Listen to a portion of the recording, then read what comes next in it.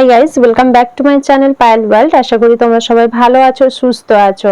আমি কালকে যে ব্লগ ভিডিওটা তোমাদের সাথে শেয়ার করেছিলাম তাতে আমি পুরোপুরি ব্লগ ভিডিও যেরকম হয় মর্নিং টু ইভিনিং বা নাইট পর্যন্ত, মানে ডেইলি রুটিন যেটা হয় সেটাই তো ব্লগ ভিডিও হয়। মানে সারাদিনে আমি যা কাজকর্ম করি সেটাই তোমাদের সাথে শেয়ার করি, কিন্তু কালকে আর সেটা হয়নি। সেখানে আমি কথাগুলো কমপ্লিট করতে পারিনি আর ভিডিওটাও কমপ্লিট হয়নি। সেই জন্যই আজকে আমি তোমাদের সাথে পুরো ক্লিয়ার করার জন্যই এলাম, তোমাদের যাতে তোমরা বুঝতে পারো।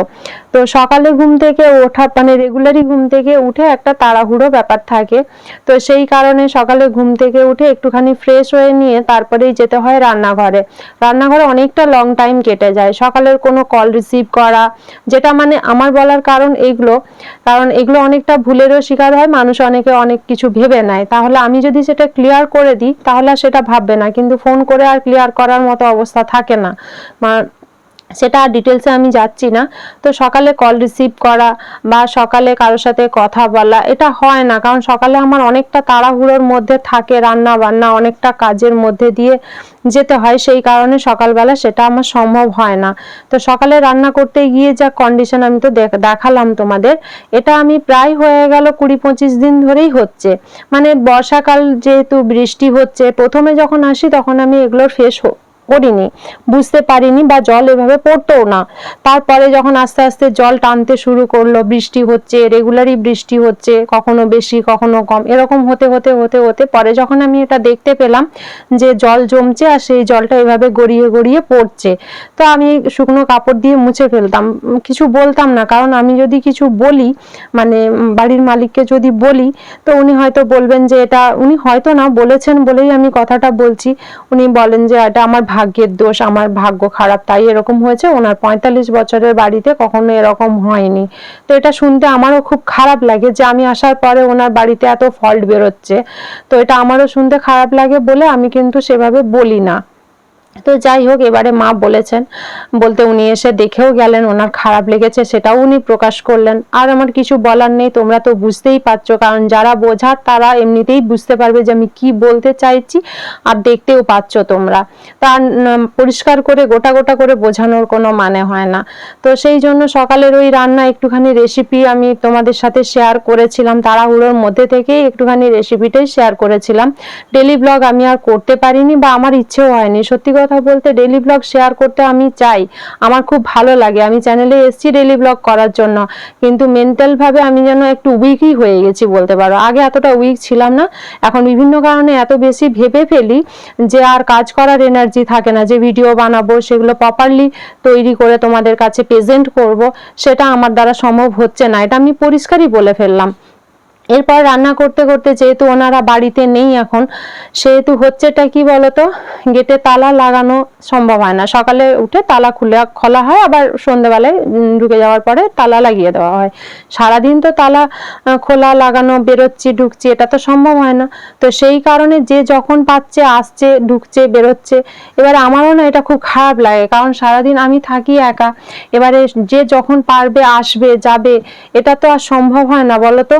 বাড়িতে একটা মানুষ যদি একা থাকে, পুরো বাড়িতে কেউ না থাকে, আর তখন যদি কেউ আসা যাওয়া ইচ্ছে মতো করতে থাকে, যে যখন পাচ্ছে গেট খুলে আসছে, ঢুকছে বেরোচ্ছে, এরকম করতে থাকে, খুব খারাপ লাগে। তাই আমি কিছু না বলে আমি আমার তালাটা দিয়ে দিয়েছি, কারণ আমি ছাড়া এই বাড়িতে সারাদিন আর কেউ থাকবে না, আর কেউ আর ঢোকার বেরোনোর প্রয়োজনও নেই।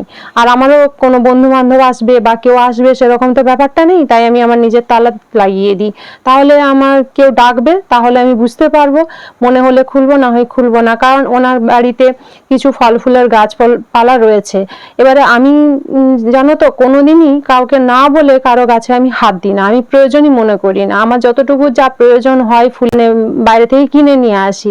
এবারে এখানে টগর ফুলের গাছ আছে, উনি বলেছেন আশা থেকেই যে এত টগর ফুল হয়, তোমরা ফুল কেন আর তুলে নেবে। তাই আমি মাঝে মধ্যে যখন পারি, রেগুলার আমার সম্ভব হয় না সত্যি কথা, এত তাড়াহুড়োর মধ্যে সকালে থাকি যে ফুল তুলে নিয়ে আসাটা একটা সময় নষ্ট হয়ে যায় আমার, আমি পারি না তাড়াহুড়ো করে। তো সেই জন্য ফুলটা নিয়েই আসা হয়, কিনে নিয়ে আসা হয়, মাঝে মধ্যে না থাকলে তখন তুলে নিয়ে আসি।